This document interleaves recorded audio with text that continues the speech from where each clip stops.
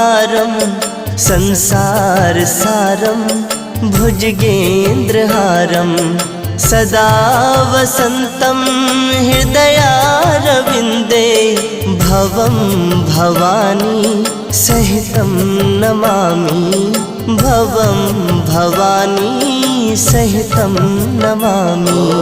कर्पूरगामिनी